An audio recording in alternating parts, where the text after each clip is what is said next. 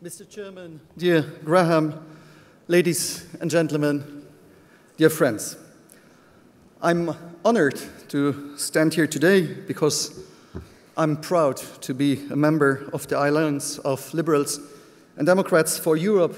I'm proud because the ALDE group stands for liberal values, and we couldn't even imagine Europe without those values. Yes, for we are different. We have different passports, we have different religions, different jobs, different sexual orientation. In some parties, this might be a problem. In our party, the difference makes us strong.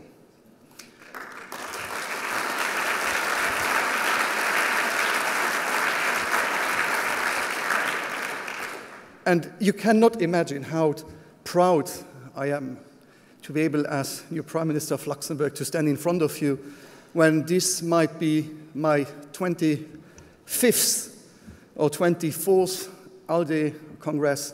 This doesn't make me younger, but I still feel very much in the family.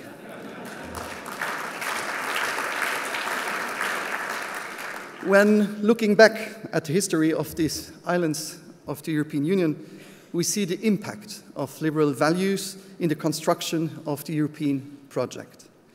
The EU has always been a symbol of mutual respect, freedom, and economic pragmatism. Let me share with you my thoughts about reclaimed liberalism and how it can capture the imagination of future generations and how we can rebuild a Europe of liberal values, freedom, wealth, and also hope. Looking at the result of the recent elections and the composition of the new Commission, I'm confident that a strong liberal backbone will offer Europe solid support for the years to come. With a Vice President and 4 commissioners in key policy areas, I'm looking forward to seeing the European Union moving into a very positive direction. Given the political fields that liberal commissioners have taken over, liberalism is set to leave its mark on the European governance structure. First, the digital single market is a vast policy area where we can take responsibility by preparing our economies for the future to build the foundation for job creation and sustained growth. Second, enhancing transportation opportunities will allow citizens from the member states to bring Europe into their everyday life. Third, and as we all know, liberalism has always offered a lot of attention on the field of justice, just as it has promoted the conception of a sovereign consumer. I'm therefore pleased to see that liberal commissioners will be able to push these issues into the right direction. Fourth, and maybe most importantly, trade is a key element of our soul. Trade is an activity as old as mankind itself, and it brings people together. Set into the rules of an efficient market, economic exchange, and also solidarity, it is an extremely powerful mechanism to foster a generous society. I'm sure that you all would like to join me in wishing the Liberal Commissioners all the best in their newly acquired jobs. Good luck.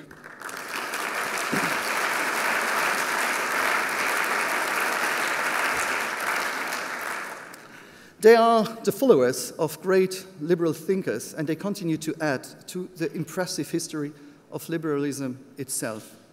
In the past, our common values have given us meaning and courage to act in the interest of our societies. Today, the world around us is changing even faster, and that is why we need to reclaim liberalism for our times. We have to realize that the world today is characterized by an international context of growing insecurity. It is unfortunately undeniable that in the face of current conflicts, liberal values are under attack on many fronts. Citizens are deeply concerned with affairs of espionage that have shattered our belief in personal privacy. Disrespectful and violent acts of extremism make the news almost every day, and the crisis in Ukraine has shown us how fragile the foundations of our democratic and liberal ideals are.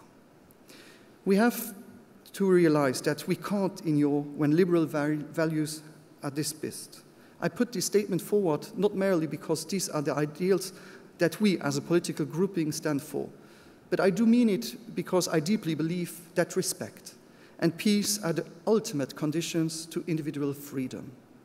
It is only in an environment of mutual acceptance that we can develop and grow. In the face of such deplorable events, as I have mentioned, Europe needs liberal politicians with courage. Our competitive advantage lies in our ability to innovate, to adapt with times, hence to reclaim liberalism for today.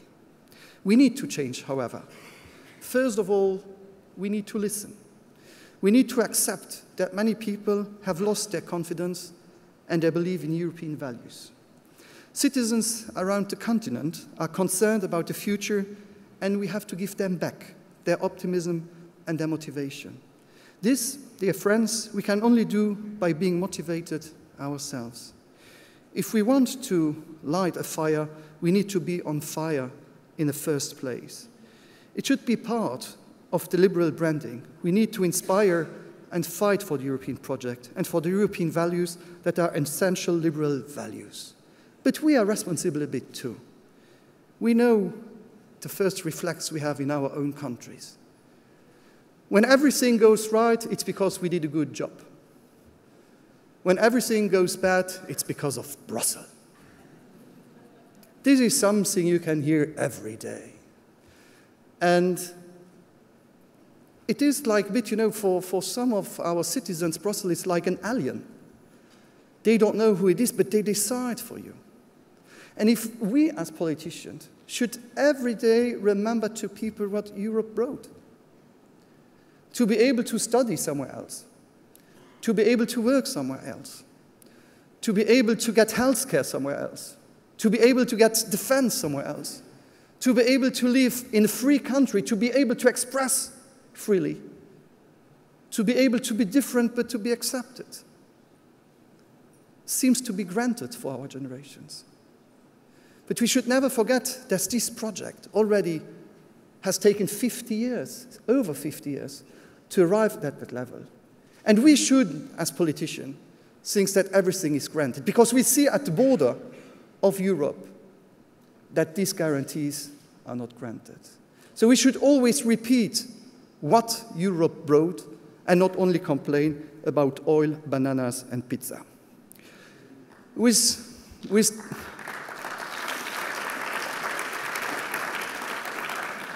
With these values on board, we as members of liberal parties are particularly well equipped to listen to what people have to say and to make sure our policies benefit the everyday lives of the citizens who have elected us. In short, Europe needs to change to become a more relevant union for its citizens. It's our task to make it happen. The Luxembourgish Democratic Party won the past national elections in autumn 2013 due to two main reasons. First, we were unafraid to tell to people the truth about the necessary. Second, we also managed to give to them new prospects after a long year of political stagnancy. Moreover, we have strengthened citizens' rights by implementing a consultative referendum on essential social issues in 2015. In other words, I'm well aware of the fact that we can only move forward politically when involving people into the decision-making process. This is to say that we should not be afraid of the people, but embrace their input and value their participation. There is no doubt that Europe also needs to change economically in order to overcome the current economic crisis and enter a new area characterized by growth, job creation, and innovation. I know very well that liberal parties have no fear to face such change. They are ready for change when it's necessary. Reclaiming liberalism today means building onto an extensive range of reflections that have been carried out in the past. Over and over again, we have been able to adapt liberal ideas to modern times. Our deep belief in the creative mind of the humankind gives me the confidence to say that we as liberals are well positioned to look ahead with optimism, to create a Europe that invests into its talents and raises the standard of living for all our citizens. Yes, I'm optimistic, because those who know the past can imagine a bright future.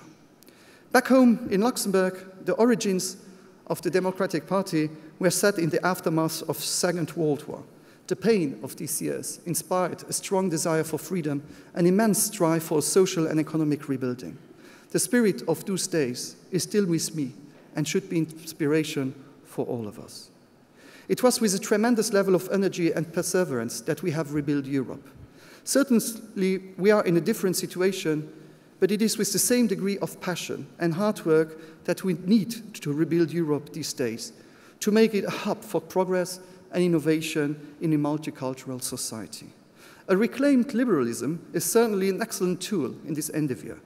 A reclaimed liberalism can, and I'm sure will, lay the basis upon which our open-minded society, framed upon solid democratic and liberal beliefs, will emerge even stronger from the current crisis.